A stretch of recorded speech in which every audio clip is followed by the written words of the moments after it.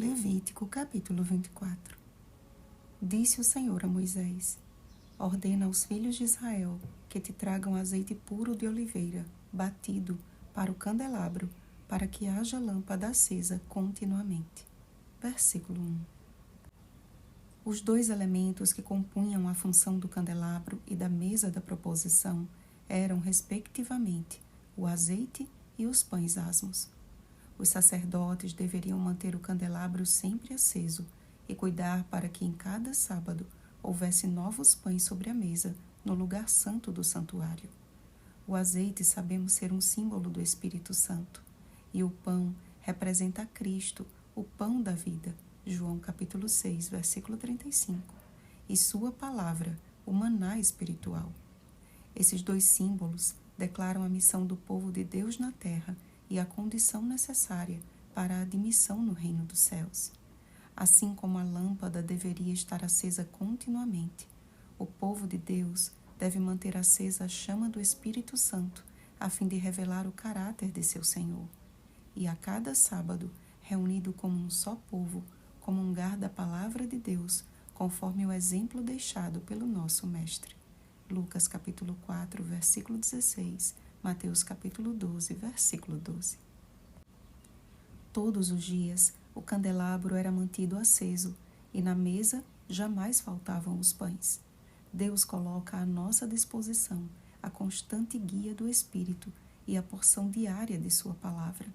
Fomos chamados para ser uma luz contínua, espalhando pelo mundo o brilho incomparável das Escrituras. Somos o sacerdócio real de Deus, 1 Pedro capítulo 2, versículo 9. E não podemos perder o foco do objetivo de nossas vidas, glorificar ao Senhor. Leia Isaías capítulo 43, versículo 7, Mateus capítulo 5, versículo 16, 1 Coríntios capítulo 10, versículo 31. Estivesse esta pérola conservada em cada coração dos filhos de Israel, e não sucederia o caso de haver pecado de blasfêmia no meio deles. A blasfêmia, como conhecemos, se trata de uma grave ofensa ou insulto a Deus ou às coisas sagradas. A Bíblia, porém, apresenta um contexto mais amplo, considerando a blasfêmia como uma tentativa do homem em assumir a posição ou a função de Deus.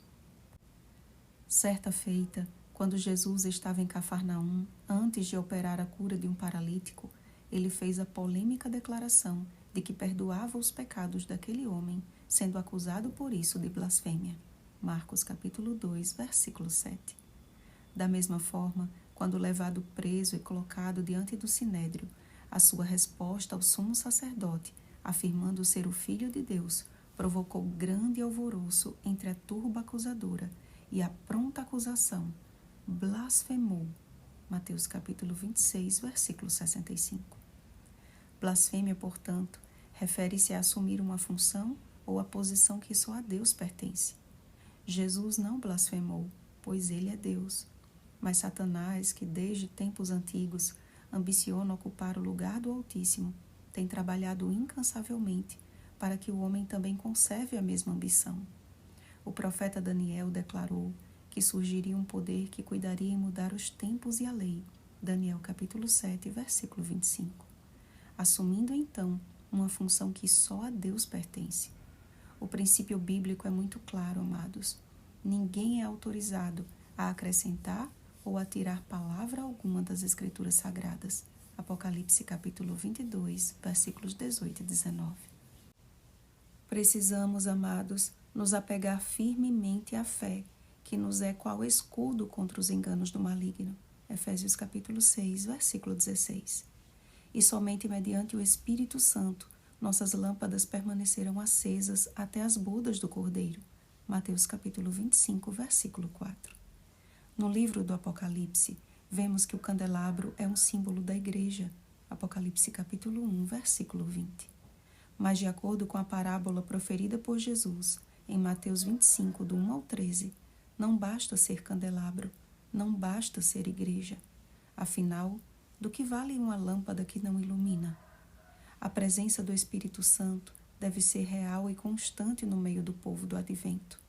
A lâmpada também simboliza a palavra de Deus. Salmo 119, versículo 105.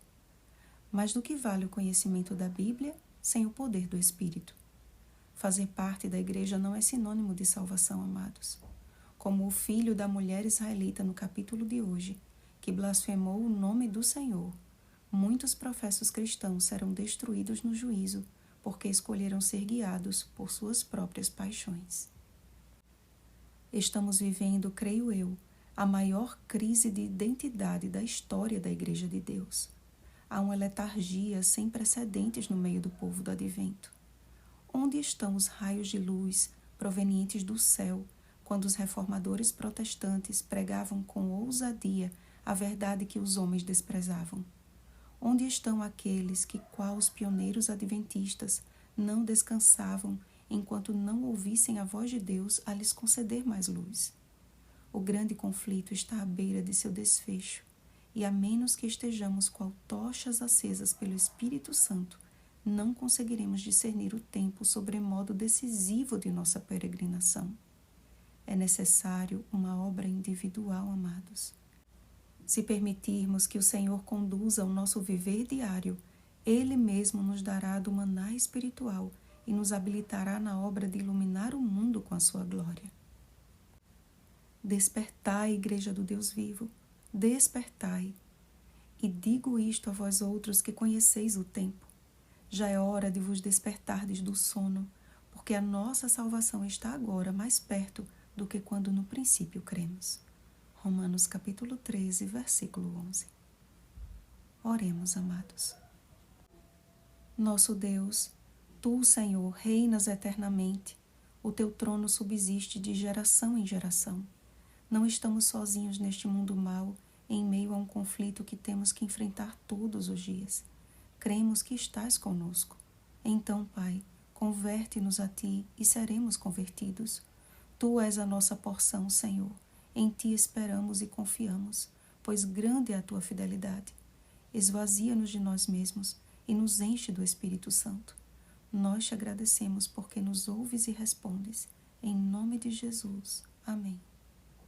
Vigiemos e oremos. Um bom dia da preparação, reavivados pela palavra e pelo Espírito. Oremos pelo batismo do Espírito Santo. Oremos uns pelos outros. Rosana Garcia Barros.